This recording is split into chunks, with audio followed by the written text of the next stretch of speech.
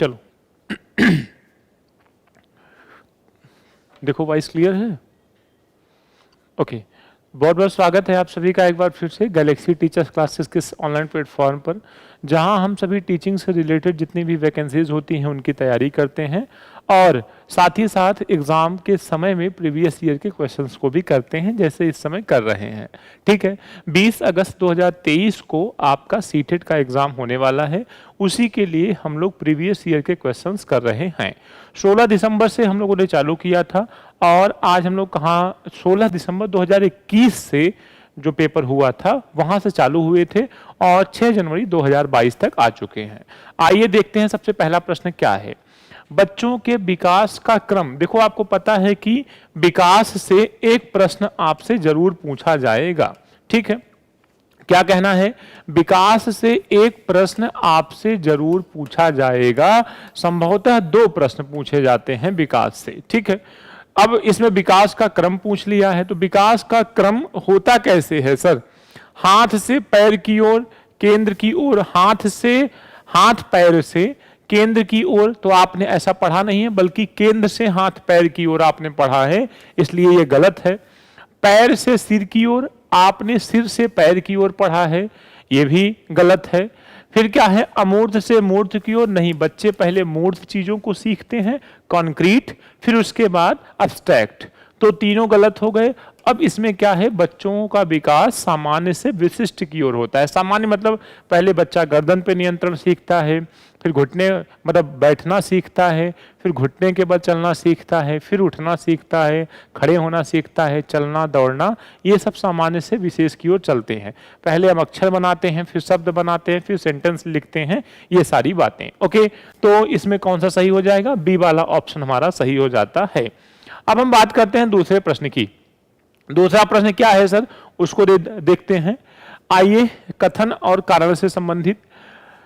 वह बच्चे जो उच्च आय वाले परिवार से हैं, उन बच्चों से अपना दिन बहुत अलग बिताते हैं जो निम्न आय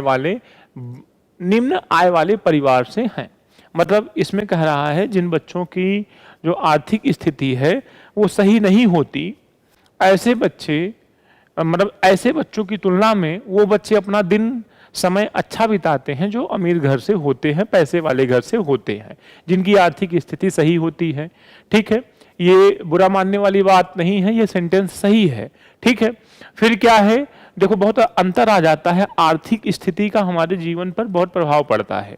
अगर आर्थिक स्थिति हमारी सही है तो हम बहुत जल्दी डेवलप करते हैं, और जब आर्थिक स्थिति सही नहीं होती तो फिर हम पिछड़े या वंचित समूह में आ जाते हैं। ठीक है, कभी कभी ऐसा होता है कि अपवाद भी होता है, कभी कभी आर्थिक स्थिति न सही होने पे भी हम हीरो बन जाते हैं, डीएम एसडीएम बन जाते हैं, तो वो अलग का प्रश्न है, वो अपवाद के रूप में है। ठीक है, बचपन की संकल्पना सार्वभौमिक नहीं है तथा बचपन में बहुत विविधता होती है। मतलब कोई ऐसा कॉन्सेप्ट नहीं है जो क्लियर हो बचपन के बारे में कि भविष्यवाणी की जा सके, बहुत सी विविधताएं पाई जाती हैं, तो ये सेंटेंस भी सही है। अच्छा, ऊपर जो डिफरेंस बताया गया है उसी की बात नीचे भी की जा रही है, तो आई थिंक ए और बी दोनों सही हैं, और जो आर है वो ए का ही एक्सप्लेनेशन है। ठीक है, तो इसमें ए वाला ऑप्शन सही हो जाएगा। देखो प्रश्न को धीरे पढ़ोगे, प्रश्न का जवाब सीधे सीधे आपको समझ में आ जाएगा। एक बच्चा पहले अपने हाथ से बॉल जैसी बड़ी चीजों को पकड़ना सीख लेता है, मतलब बॉल, फुटबॉल अपने हाथ से पकड़ लेता है। ओके, उसके बाद चिमटी, क्या लिखा है? उसके बाद चिमटी पकड़ कर, नहीं, पकड़ने का, यहां सेंटेंस गलत है। ठीक है, उसके बाद चिमटी पकड़ने का इस्तेमाल करके एक मटर उठाना सीखता है। ठीक है, मतलब चिमटी से उसको पकड़ कर एक मटर उठाता है। यह उदाहरण विकास के किस सिद्धांत को दर्शाता है? आपको पता है, मैंने आपको बताया था कि जब हम बड़े काम को पहले सीख जाएं तो वो क्या होता है? स्थूल, और फिर हम छोटे काम को सीखे तो क्या होता है? सूक्ष्म। लेकिन जब हम बड़े से छोटे की ओर आए, बड़े से छोटे की ओर, ठीक है, तो इसे हम क्या कहते हैं? उल्टा, है ना, अधोगामी या प्रॉक्सिमोडिस्टल, फिर समीप दूराभिमुखी। ठीक है, समीप, अरे यार इसको सीधे सीधे सरल शब्दों में ये लोग क्यों नहीं लिखते हैं, है ना, समीपस्थ, है ना, समीपस्थ कह दो, समीप दूराभिमुखी ये शब्द है। ठीक है, और छोटे से बड़े की ओर जब हम लोग चलते हैं, जब छोटे काम को सीख ले पहले फिर बड़े कामों को करना सीखते हैं, तो ये क्या होता है, शीर्षगामी। तो शीर्षगामी की बात तो यहाँ की नहीं गई है, वो पहले बड़े को सीख गया है फिर छोटे को, तो हम क्या लगाएंगे, प्रॉक्सिमोडिस्टल। ठीक है, क्या लिखेंगे, प्रॉक्सिमोडिस्टल, समीप दूराभिमुख। ठीक है, ओके, पढ़ना मैं भी सीख गया। और देखो चौथा प्रश्न क्या है कि बच्चे अपने समाज के बारे में जानकारी, कौशल, मूल्य और रीतियां केवल अपने अभिभावकों से सीखते हैं। तो ये सेंटेंस गलत है।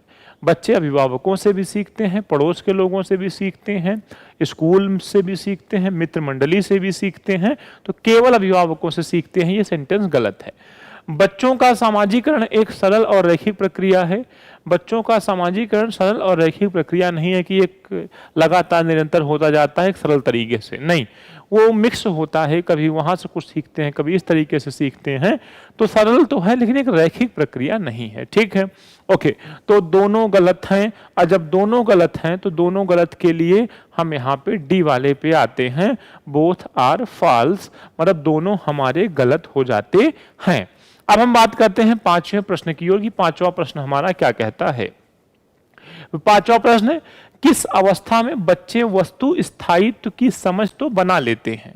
मतलब अगर ऑब्जेक्ट परमानेंस की बात करें, वस्तु स्थायित्व की, वस्तुओं का चित्र मस्तिष्क में बना लेना, तो ये तो जन्म से 2 वर्ष में हो जाता है।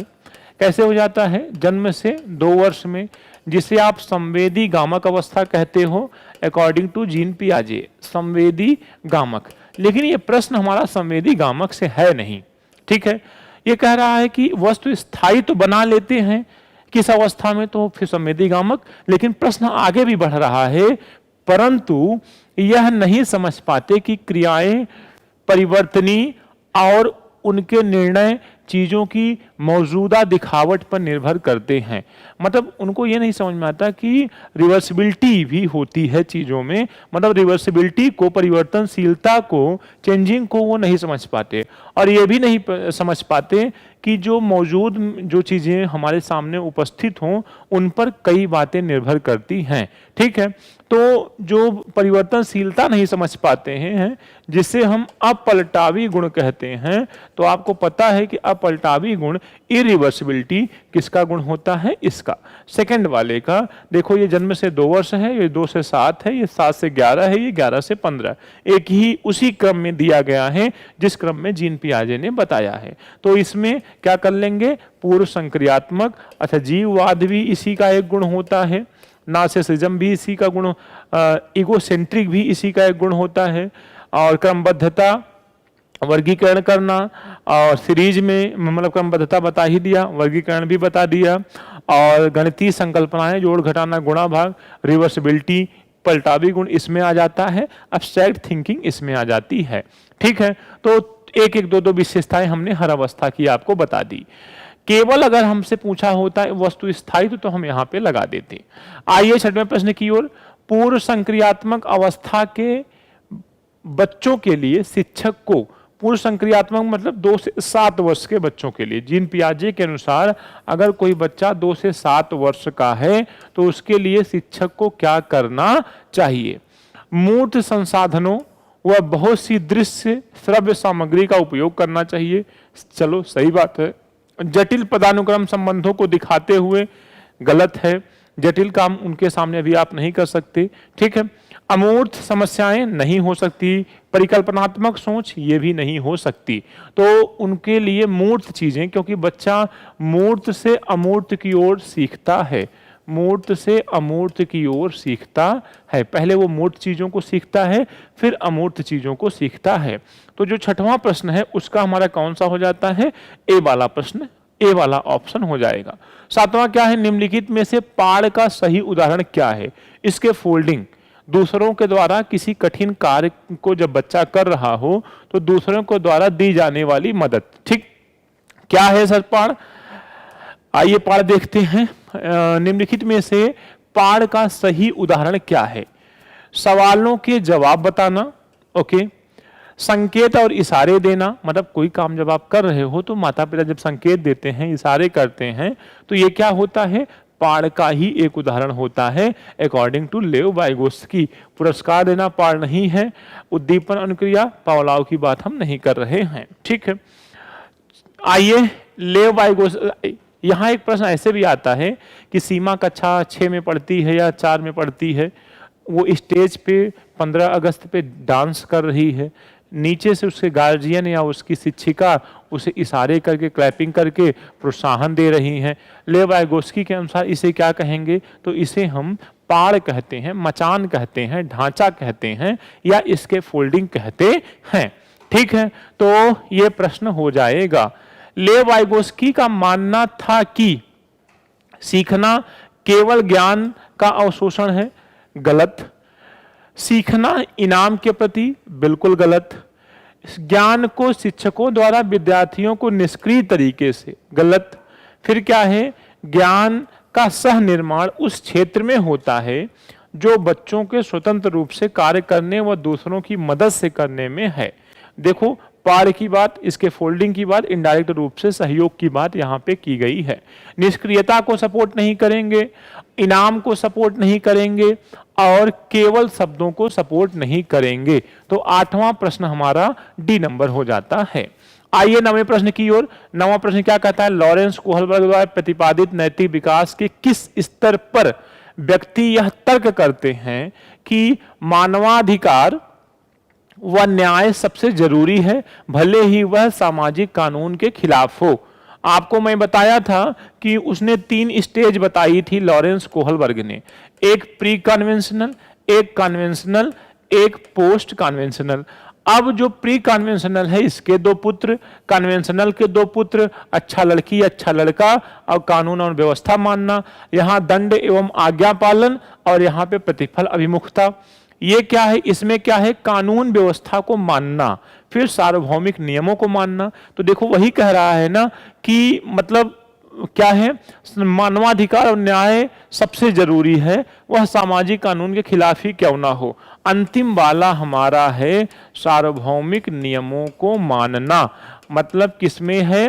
इस वाले में है, तीसरे में है, लेकिन ऐसा कुछ तीसरे वाले में है नहीं, लेकिन उपभाग से प्रश्न पूछा है तो दंड और आज्ञा पालन तो पहले का है, अच्छा लड़की अच्छा लड़का बनना दूसरे का है, आधिकारिक सामाजिक क्रम व्यवस्था अधिविन्यास ये भी दूसरे का है, सामाजिक समझौता और जो सार्वभौमिक नियम हैं, ये देखो सार्वभौमिक नैतिक सिद्धांत ये कहता है कि हम न्याय के लिए और मानवाधिकार के लिए कुछ भी कर सकते हैं, चाहे वह सामाजिक कानून के खिलाफ ही क्यों ना हो। ये तीसरी मतलब इस वाले जो अगर स्तर पूछे तो तीसरा और उपभाग पूछे तो 6वां, मतलब इसमें डी वाले पे आ जाएगा।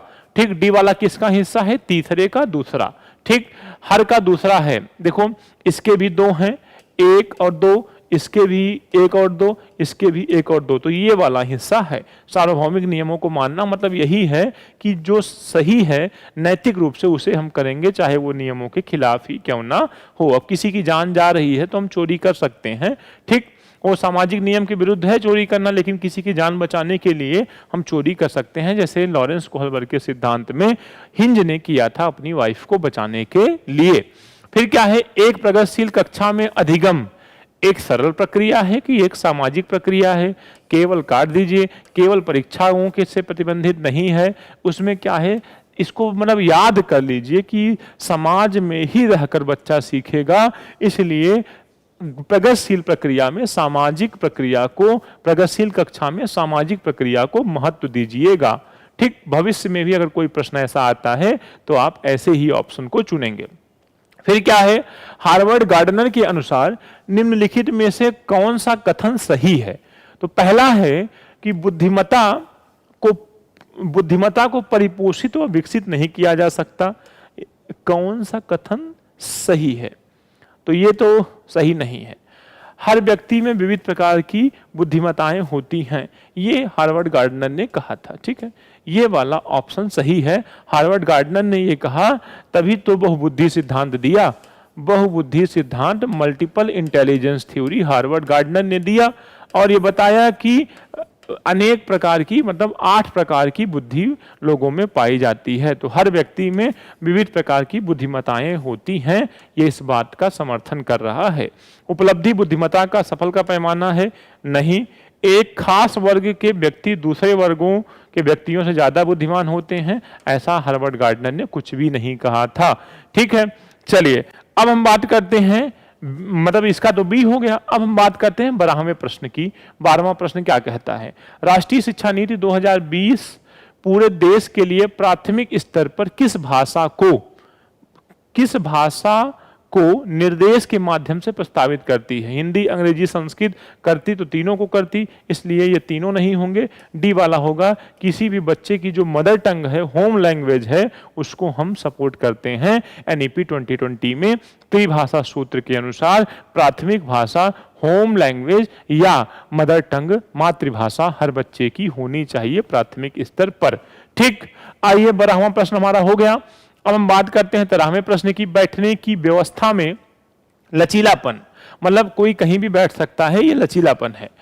बैठने की व्यवस्था में लचीलापन, अधिगमकर्ताओं का समूह में कार्य करना किस कक्ष की विशेषता है? सामाजिक संरचनावादी का, है ना। सामाजिक संरचनावादी की विशेषता है कि कोई कहीं भी बैठ सकता है, अधिगमकर्ता समूह में एक दूसरे की मदद से चीजों को पढ़ते हैं और सीखते हैं। ठीक है, ओके। एक प्रश्न आपका सामाजिक संरचनावादी से आता है, थोड़ा होशियार रहिएगा। किस प्रकार का शिक्षा शास्त्र, किस प्रकार की पेडागोजी एक शिक्षक को अपनी कक्षा में व्यक्तिगत भिन्नताओं का ध्यान रखने में मदद करेगी? ठीक, मानकीकृत तो नहीं करेगी, क्योंकि एक ही पैमाने से सबको मापेंगे तो कैसे मदद हो सकती है। पूरी तरह से परीक्षाओं पर केंद्रित नहीं, उनको जीवन के लिए तैयार करिए। पूरी तरीके से पाठ्य पुस्तकों पर केंद्रित, बिल्कुल नहीं। संलग्न और संदर्भित, मतलब बच्चे उसमें सक्रिय रूप से भाग लें और अर्थ में हो, किसी कॉन्सेप्ट के रूप में हो, उनके संदर्भ में हो, मतलब उपयोगी चीजें उनको पढ़ाया जाना चाहिए। तो ये अगर शिक्षक अपनाता है तो सही है, डी वाला ऑप्शन। 15वां प्रश्न क्या है कि राष्ट्रीय शिक्षा नीति 2020 के अनुसार मूल्यांकन का उद्देश्य क्या है? राष्ट्रीय शिक्षा नीति 2020 के अनुसार जो मूल्यांकन हम करते हैं, ये जो पता लगाते हैं कि बच्चे ने कितना सीखा, क्या हिस्सा नहीं सीख पाया, कौन सी दिक्कत आई, ये सारी बातें मूल्यांकन के हिस्सा हैं। अब मूल्यांकन का उद्देश्य क्या है? रटने की क्षमता का परीक्षण? बिल्कुल नहीं। पुनरुत्पाद व याद रखने की क्षमता का? बिल्कुल नहीं। बच्चों के सीखने की प्रक्रिया में मदद करना? जी हाँ, बच्चे कैसे सीख रहे हैं इसमें मदद देता है मूल्यांकन। जिस हिस्से को नहीं सीख पाए हैं उसको दोबारा हम रेमेडियल क्लासेस दे करके सिखाते हैं। पूरे देश में बच्चे की तुलना करना, ऐसा बिल्कुल भी नहीं है। सी वाला ऑप्शन हमारा सही हो जाता है। आई थिंक आपको इतना अनुभव हो गया होगा कि अब तो आप प्रश्न ना पढ़ो तो ऑप्शंस के शब्दों को देख करके ये जान सकते हो कि क्या नेगेटिव है और क्या पॉजिटिव है ना। जो ऑप्शंस दिए गए हैं उसके नेगेटिव और पॉजिटिव शब्दों को तो अब आपको पकड़ लेना चाहिए बहुत आराम से, बहुत आसान तरीके से। ठीक है, तो आपने देखा कि जो 6 जनवरी को पेपर हुआ था उसके पार्ट 1 को हम लोगों ने कर लिया है। अब हम आपसे मिलते हैं नेक्स्ट क्लास में पार्ट 2 को लेकर के। आप पढ़ाई करते रहिए, नोट्स बनाते रहिए और चैनल को सब्सक्राइब करिए। नए हैं हम लोग यूट्यूब पे, लेकिन काम आपके लिए अच्छा करेंगे। आई प्रॉमिस, जितनी भी आने वाली वैकेंसीज हैं उसकी बेहतरीन तैयारी आपको कराई जाएगी। Thank you so much for watching this class.